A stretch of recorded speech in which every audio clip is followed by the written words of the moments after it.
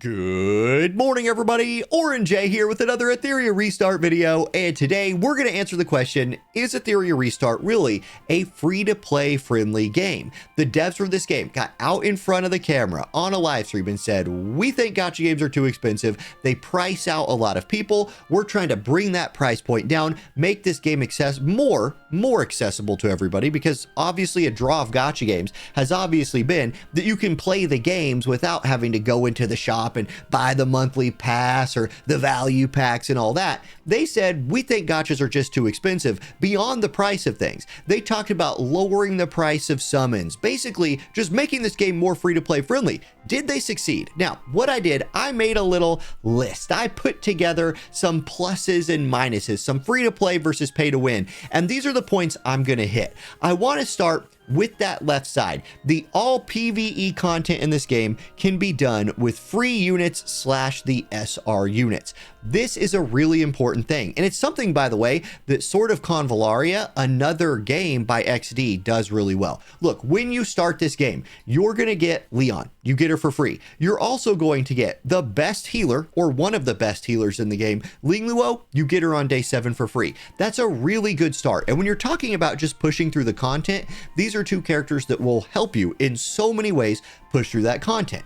You also get access to the select banner after your first 40 pulls. Do you want Tiamat? She's yours. Do you want Rahu? He's yours. You get to go get one of these like main 3 element SSRs, whichever one you want within 40 pulls.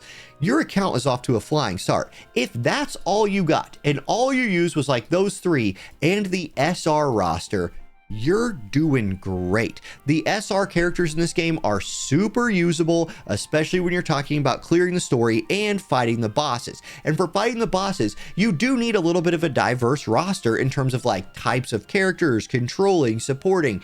Elemental advantage is a big deal in this game. So just by virtue of all the pulls that you'll generate by playing the game, your SR roster will fill out, even if your SSR roster leaves you a little bit unlucky, or you kind of maybe are saving some pull tickets for something down the line. I think your account's going to be off to a great start. Now, a big part of this game, as we switch back for a second to the pay to win side, is PvP. PvP is a big part of Etheria Restart. And no matter what anybody tells you, no matter what, when you start talking about PvP in a gacha game, whales are going to have an advantage. I will say, I'm going to flip it back to the free to play for a second. Whales in this game will have much less of an advantage than they do in other games, mainly for that 4th point on the free-to-play side of this graphic. Dupes are not important in this game, and in fact, dupes in real-time arena, dupes are disabled. You don't even get the benefit of them, and even if you did, they're literally just giving your character some stat bonuses in this game.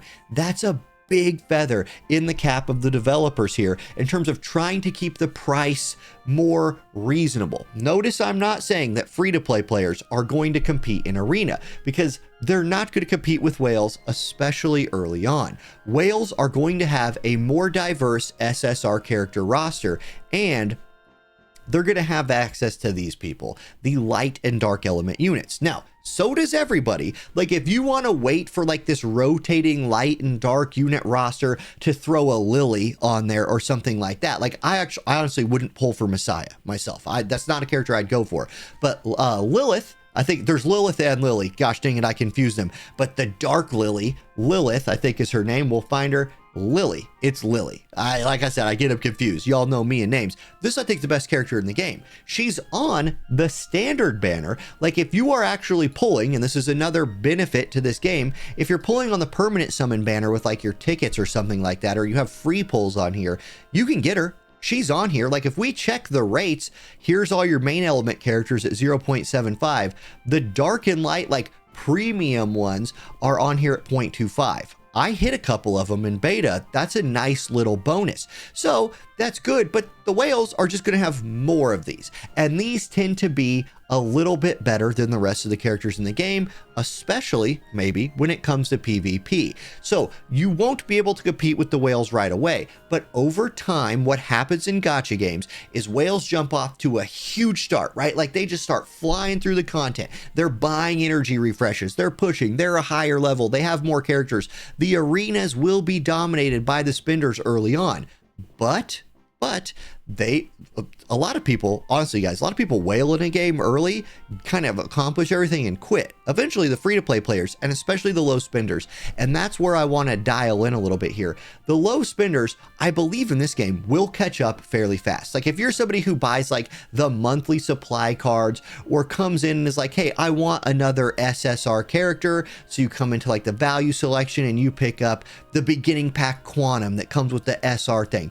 That's going to help you out. Like the light spenders in this game, I think are going to be in a really good spot. And I know for many folks out there, when I came from War of the Visions, there was a big difference in count power between people who were completely free to play, and you did see a few of them.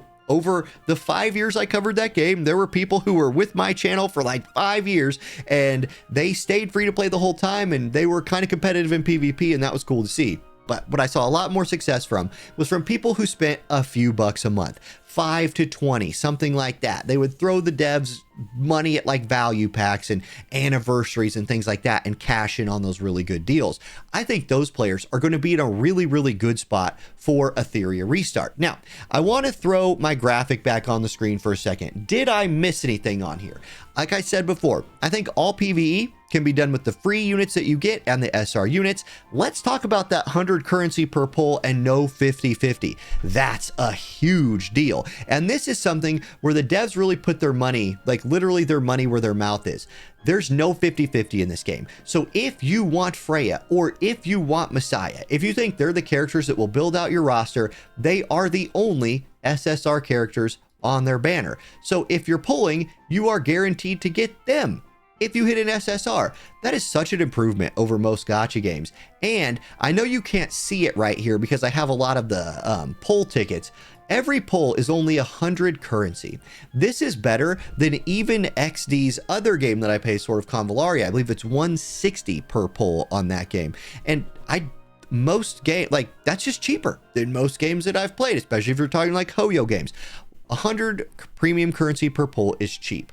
That's a nice thing to do. So if you do spend a little bit and you buy some currency to do some pulls, you're getting more value for your money. Again, anytime we talk about spending, if you're free to play, that's not in your cards. But if we're trying to run the whole gambit, right? If you got free to play players over here and like Space Krakens over here, the part of the game that I care about the most exists maybe like here. The people who have a little bit of money to support the game, because the game does need to make money to survive, but not like obscene amounts of money to like ruin the competitive scene. My worry with any gacha game that is competitive is that the whales will just price anyone else out. And of course, that is going to be a worry with the PvP in this game. And I am especially excited for things like Fearless Arena. I like the special PvP in here.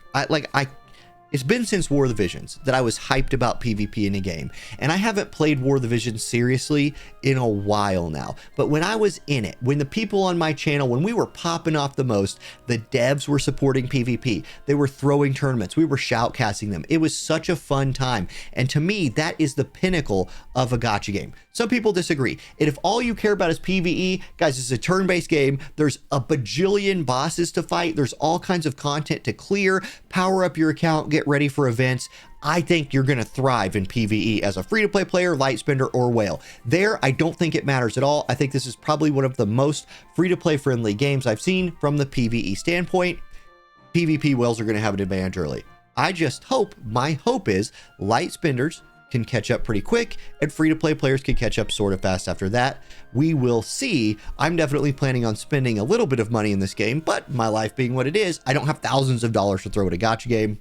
That's it. That's my breakdown on that subject. Let me all know what you think in the comments section, what you're planning on spending in the game if you are. Got my Discord link in the video. Realized I didn't have that in my other videos. So if you want to hang out in my Discord, maybe try to get in the guild that I'm going to run, hop in.